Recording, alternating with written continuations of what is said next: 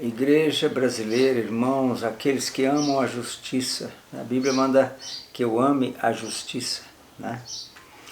E nós temos falado sobre justiça, irmãos, já tem muito tempo. Já há cerca de 6 anos temos falado sobre justiça e colocado uma mensagem de justiça no ar, né?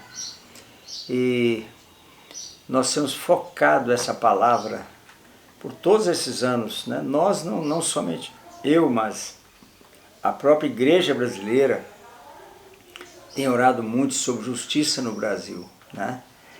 E vivemos um período em que a injustiça prevaleceu, né? Agora começamos a viver um período em que a justiça começa realmente a prevalecer na nossa nação, né? Graças a Deus. E graças a Deus mesmo, porque se não fosse a mão de Deus, tanta coisa boa que tem acontecido no Brasil não estaria acontecendo, né? O nosso papel é orar, o nosso papel é gritar, o nosso papel é pregar, o nosso papel é buscar a Deus a favor da justiça no Brasil, né? Para que ela realmente aconteça.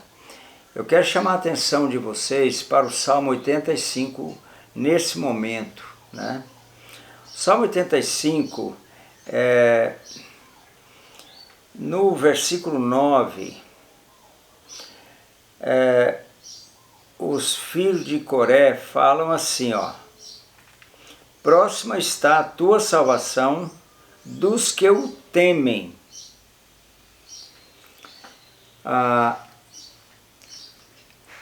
Eu já enviei algumas cartas para o STF, que se não me engano foram 3 cartas, que foram entregues pessoalmente a cada um dos ministros. O Toffoli não quis receber, não quis pegar a carta na mão. Dentro do envelope, a carta com um pendrive, trazendo aquela carta no pendrive, né, para chamar a atenção de cada um. E quando eu termino essas cartas que eu tenho enviado ao STF, eu termino dizendo que o comportamento de um juiz,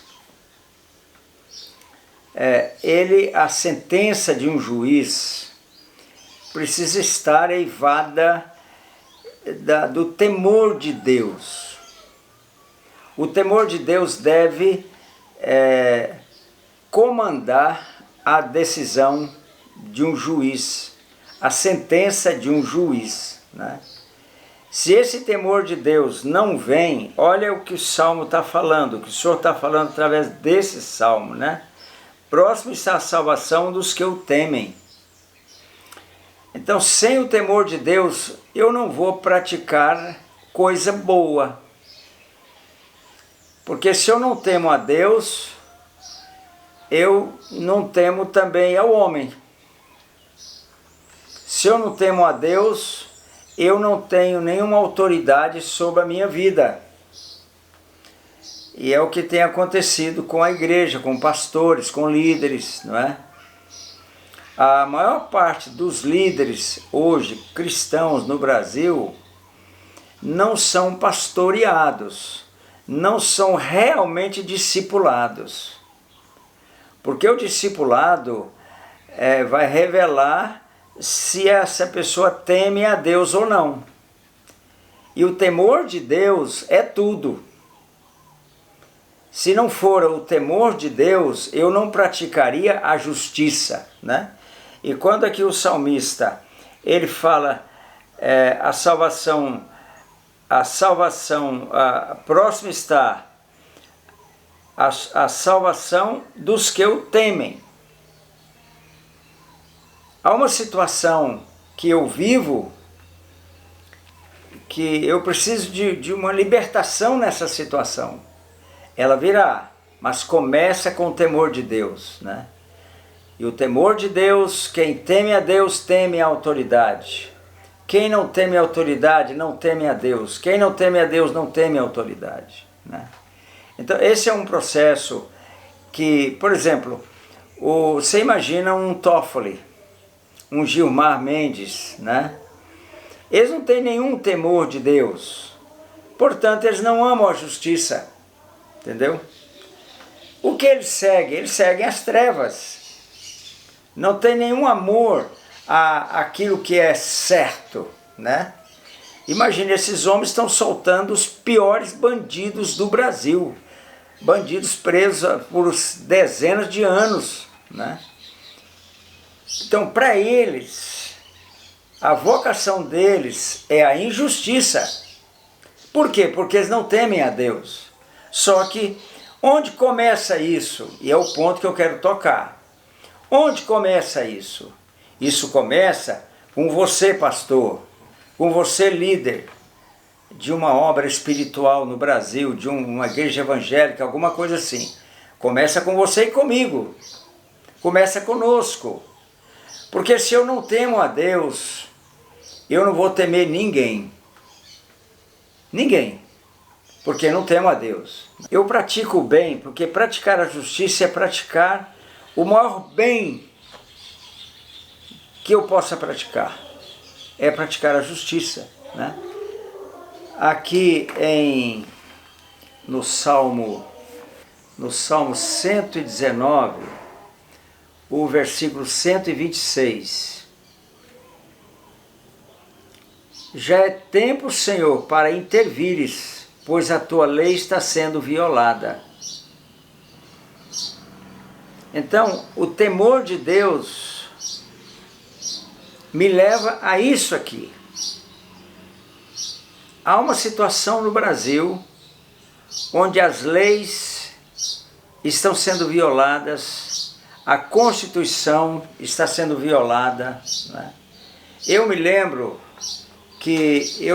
um dia, isso tem alguns tempos, 2, 3 anos, que o Lewandowski, mencionando a Constituição, ele fez assim, ó, com a Constituição, ele fez assim, ó, a Constituição, a gente faz assim com ela, a gente rasga ela, entendeu? Desse jeito. Então, nesse momento que a justiça não existe, é preciso a intervenção de Deus. Mas Deus só vai intervir se eu orar. Aí é que está. Se eu clamar por justiça, aí a justiça vai acontecer. Se eu clamar por justiça, não é? Então, o temor de Deus, começa tudo com o temor de Deus.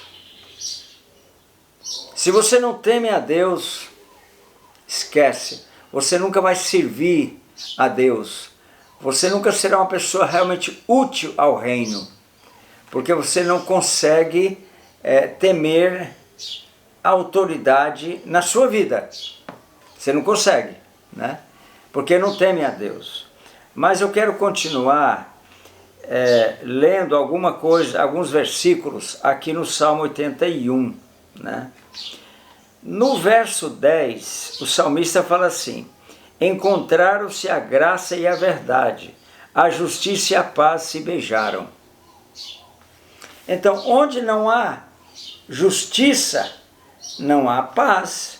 Se não há paz, há guerra. Sem justiça, encontraram-se, olha aqui, ó, a graça e a verdade, a justiça e a paz se beijaram, né? Então, aqui, no hebraico, muitas vezes vem dessa maneira. A verdade é a primeira coisa que tem que vir. É a verdade. Conhecereis a verdade e a verdade vos libertará. Então, primeiramente, a verdade. Quando a verdade, ela brota, quando a verdade aparece, acontece uma coisa importantíssima. O juízo é estabelecido. Então, a Polícia Federal está atrás do Lulinha de comprovar assim, propinas, etc., que esse povo recebe há muitos anos. agora a Polícia Federal chegou nele. Veja, quer dizer, a verdade veio à luz. Ela veio à luz. Primeiramente, a verdade. Agora, ele entra num processo de juízo. A Polícia Federal pediu a prisão dele. No momento, a juíza, que é hoje, que está comandando a Lava Jato, achou que não era a hora. Talvez faltando mais provas. Então, primeiro, a verdade. Eu estou citando esse caso só porque me vem à mente agora. Mas primeiro, a verdade. Havendo a verdade, a justiça, o juízo, melhor dizendo, o juízo, primeiro a verdade, depois o juízo. O que é o juízo? Aí os promotores, a Polícia Federal investiga, e a Polícia Federal tem feito um trabalho maravilhoso no Brasil, graças a Deus, e graças a Deus que hoje essa polícia está na mão do Moro, um homem que conhece o que é justiça, não é? Então, primeiro a Polícia Federal, ela identifica o crime, a polícia de modo geral, né? Mas estamos aqui falando da Polícia Federal, ela identifica o crime, não é? Ela identificando o crime, a pessoa que cometeu aquele delito vai entrar num processo de juízo. Primeiro, os procuradores, os promotores vão examinar o que a polícia descobriu. É verdade? É. Confirma? Confirma. Então, eles propõem a sentença. Eles propõem para que o juiz estabeleça uma sentença de acordo com o crime cometido, né? Isso é o juízo, entendeu? Isso é o juízo. Aí esse processo vai para o promotor, para o juiz examina o que a polícia fez, o que os procuradores concluíram e estabeleceram pela lei uma certa sentença. Digamos que o juiz concordou com tudo aquilo. Ele sentencia, é a justiça. A justiça é estabelecida. Se a justiça não é estabelecida, o crime continua sem ser punido, o que ocorre? Não tem paz.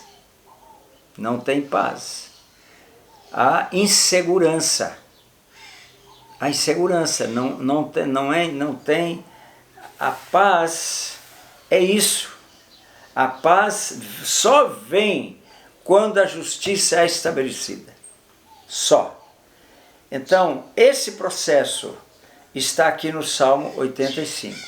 Vamos examinar bem o Salmo 85, do versículo 9 até o final. E você vai entender todo esse processo que está acontecendo no Brasil e que precisa continuar acontecendo no Brasil. Mas só depende da sua oração. Pedi e dar-se-vos-á.